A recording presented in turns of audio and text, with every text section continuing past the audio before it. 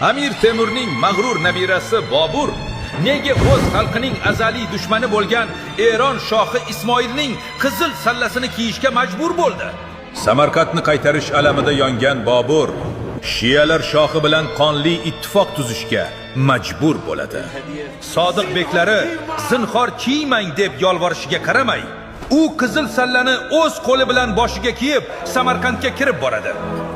Juma kuni Samarqandning ulkan jome masjidi 20 ming namozxon qotib qolgan. Minbarda xutba o'qiyotgan xotib choryorlar o'rniga Eron shohining va 12 shiya imomining nomini o'qiydi. Bu sof sunniy xalq uchun kechirib bo'lmas xiyonat edi. Xalq o'z xaloskoridan yuz o'girdi. Ko'chalarda qizil boshlarga tosh va kesak yoqtirildi.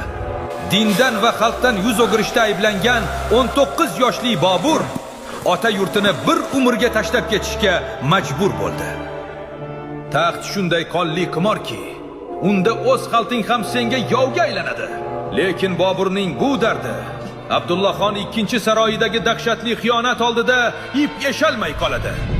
Abdullaxonning eng ishongan odami, qudratli sarkarda arabiy qushchi qanday qilib o'z podshohiga orqadan pichoq urdi va podshoh bu xoinni qanday asabiy o'yin bilan jazoladi?